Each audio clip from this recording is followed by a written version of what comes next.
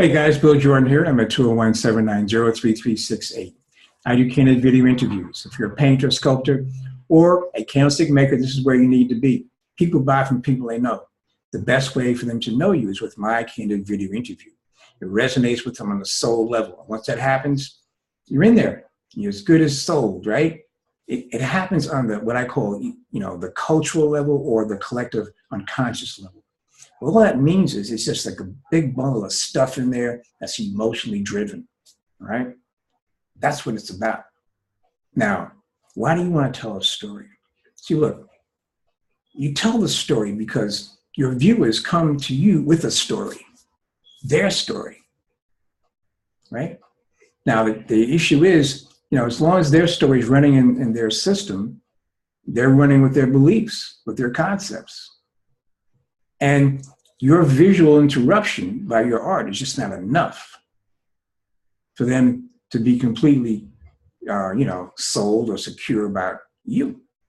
So what some people do, they tell stories.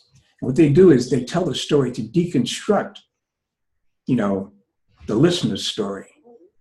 They'll start by saying, let me tell you a story. So now you're open because you want to hear the story, right? Like, you want to know why I do what I do, right? Well, it's a long story, but to sum it up, I came back in 2002. I left the United States. I sold everything. Didn't have a lot, but I sold what I had. And I relocated to overseas. I would travel between London and Indonesia every 6 months.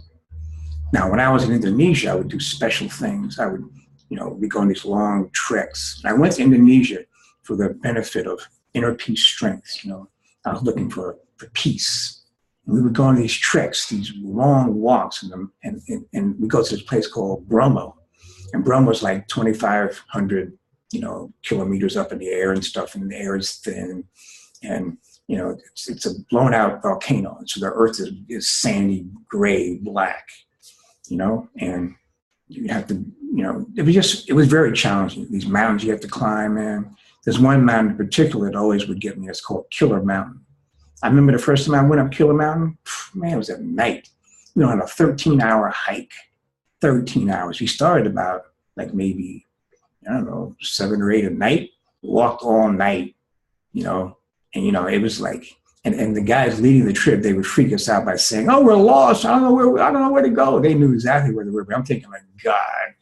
In the mountains, it was so steep. You had to crawl your hands like this here, and you slide down.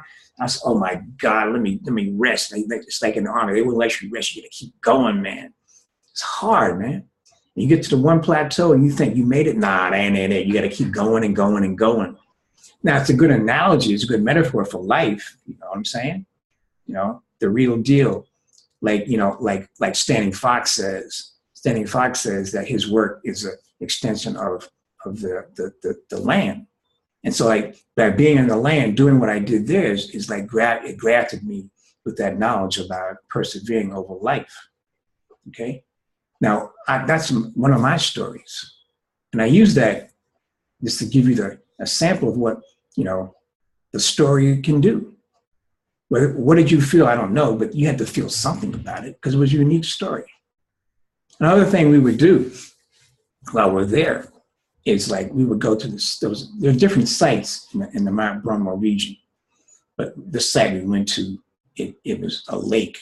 And the story goes that a guy named Zagler, made this lake where there was no lake. He was from North America way back when, a long time ago, before the Israelites and all those guys. He was way back before that. And his mother with Aria. See, Aria, she was the great, back in the old days, guys, it wasn't the men, it was the women who had the power. Aria was one of them. And Aria, she had a son, Zagler. But Zagler left North America. They say it's somewhere around in the Apache land. He left North America and he went, over to Indonesia. And in the Mount Bromo region, there were the people there didn't have a lake, and he made the lake. So they say. Whether it's true or not, it's not the point, but that's what the legend is in the area, right? We would go to this lake, and when we go to this little town, it's this weird town, man. You go there, and when you drive up, some kind of way that people would know we were coming, and they'd all disappear. You know, they all had those round hats, those Asian hats, you know, and you know, they just disappear. They're gone. We go to the lake, and our mission, our assignment was to like make bubbles or steam out of the water. So you had to put your hands in the water, and you have to use what we call central power. That's internal energy that you resonate through your hands into the water to make bubbles or steam.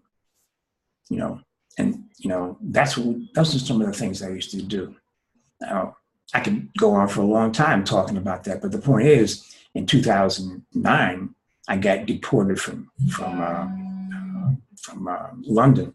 I had to come back here, and I had, you know, very little money, and I've been building back up since, right?